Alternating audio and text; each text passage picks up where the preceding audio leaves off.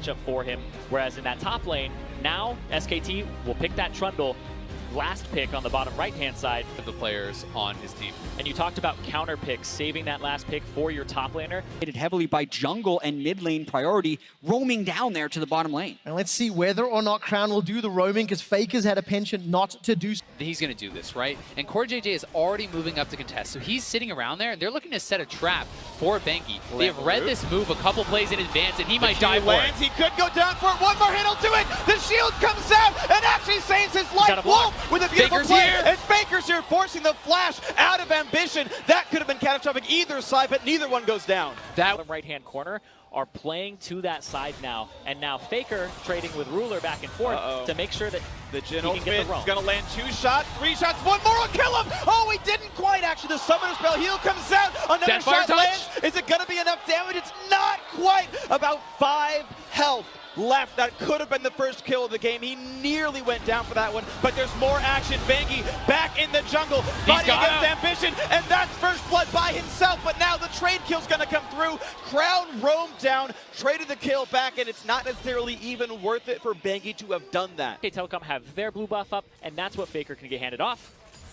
And just look at, Crown is actually, a lot of damage going back and forth. His ultimate is on. That cam from a tick once or twice more. The flash and chase. One more hit will do it. And Crown takes down Faker. 1v1 in the mid lane against the best player in the world. And we talk about storyline Faker, and now he's showing that, nope, he can keep himself composed. Fight in the bot lane. And that's incredible. A lot of damage going back and forth. Trying to trade back on a CoreJJ. Wolf's got to be a bit careful. Another headshot's going to come out soon. And that's not going to do enough damage. Still a nice chunk down onto Bang. And all is well. Samsung Galaxy still up 2-1, but now look at this. Ambition's coming around the side. Slow down, flashes, kicks him into the wall, lands all the damage he needs, still gets the kill. It's a 3v1. Not good news for Bang. The chase is on. Oh, he gets enough damage to kill him. And Bengi looking for the re-engage. He's going to the chase down to slows. He cannot be stopped. Trying to kill him and takes down CoreJJ. 2-1 for SKT there. Samsung Galaxy Ambition soloing a cloud break here pretty early into the game. Yep, he has that pink board there, which means that there's no vision from the enemy. You give vision for your team in the area, so he knows he has not been spotted. He's able to take that down, and as a result, his team is going to get out of combat movement speed. That's incredible. Wow, 21 going down. The second's going to come through as well. That roam into the jungle, working beautifully. 2-0 to SKT, and now this squad is in the lead. So what this means basically, it's a moderately useful objective, a bit less than a turret, but more than a kill. Ooh, a flash. Ooh, nice dodge right there. She gets away from Faker, going for the big play. The shockwave's going to land, and it just keeps Crown off him. Faker went for an aggressive play. It actually backfired. Crown outplayed it. He dodged the ability. This. They're going to see the attempt right here. The crowd cheering as they're looking to steal the objective away, and actually, yes, nicely played. Ambition steals away the Drake that SKT had the rights to. He lands his smite. Sun Galaxy, really, what we're looking at right now is the term we use is playmaking. They're behind in a general 5-on-5. You just kind of stand up and fight for yourself. It's not going to be easy, but now it's actually SKT doing it first. The knockback for Cube lands onto 2 again. It keeps him alive, and actually he gets the stun. Lots of damage coming through, trying to pick up the target, and yes, Wolf is going to go down by taking the wrong route through the base, and that will be 1 kill. Now Samsung Galaxy must find more to get back from the huge disadvantage they have gotten in so far this game. Shotgun's going to pull back Cube, and that turns in the Guardian Angel. He will revive shortly on the spot, but with much lower health, and the ability to do that is on a very long cooldown. SKT getting another cooldown burn despite... Honestly, at that point, he probably should have just saved his flash, but here's a 3v1 on Duke. He's too far up there, and he's going to go down. This is double useful. His own Guardian Angel will drop, and he will still die as well. You can see the item can backfire by losing an extra cooldown that you had just paid for. Push forward, play to their win condition. They don't need a Baron to end the game with the composition that they created. They just need to keep you under turrets and get turrets. And this is Samsung's really kind of first push back in a long time in this game. They get the kill, they get the Guardian Angel, and they take down turrets, but have they overstayed their welcome in the bot lane? Because Baron is up and SKT is already on it. Sure, they got tight timing. They got turrets, but they don't have time to actually go back and spend that gold, so now they have to go. It's too late. It's already going to get dropped down. Beautifully played. SKT immediately on the spawn of Baron Nashor. Maybe Samsung wanted to give it away anyway, but either way, that is picked up. And Duke, again, a bit alone. Flash to get out of the crowd control. He will more powerful. It amplifies the buffs, the effects that you've already gathered throughout the game.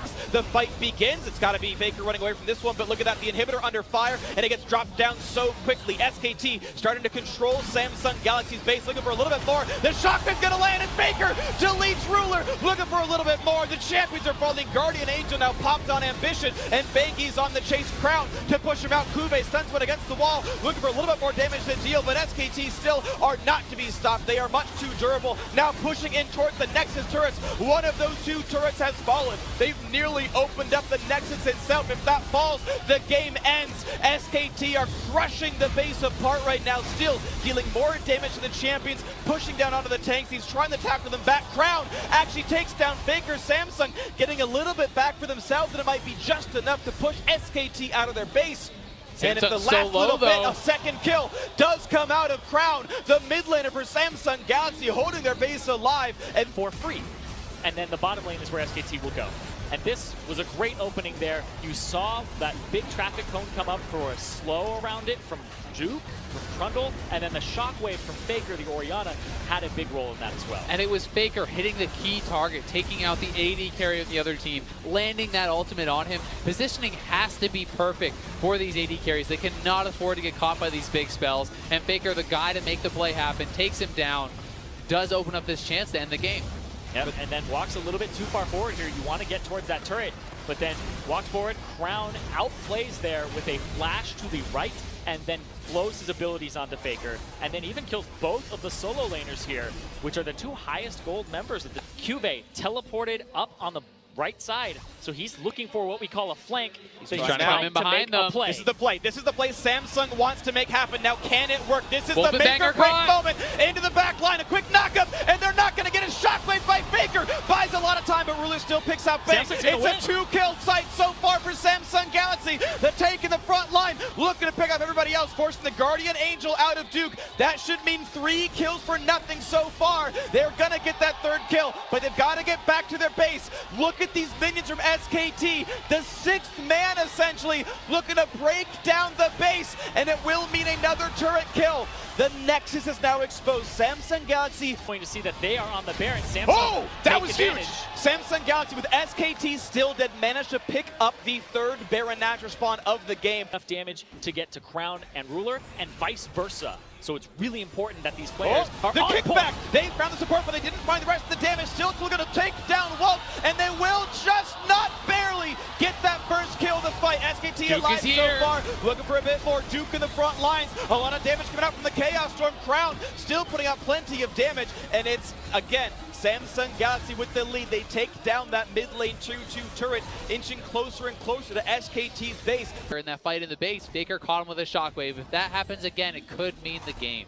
Yeah, it did give him that 100% we got a flank here. He's getting flanked. All right. Oh, he misses it. Oh, that's a huge misplay. Kube did not actually land the ultimate. If you cast it very quickly, it's a knock up, not a knock back. Damage Poppy actually deals to Trundle. And this is so important. I mean, it may not seem like a Oh, big he's thing, caught! but if he He's gets caught! Ruler's caught! This is huge for Samsung Galaxy. He will get away, and Bangi nearly losing his life for making that play. Ambition's going in. Running into the front line, trying to fight a bit more. Shockwave's going to land on a Crown, and Faker gets the kill on the Crown. A 1-for-0, but Ruler is going to trade back at the 4v4, but the assassination comes through for Bang, taking down all of the remaining damage threats. Core JJ, the last one to actually put damage in, but Duke is on him, and that's going to be a dead Zyra. There's almost no hope left here for Samsung Galaxy. Duke is practically invincible. Bangi's there as well on the Olaf, and now SKT will start taking down Samsung's base. There's not much Ambition can do. There's not a lot of damage left. Should be going to SK Telecom T1.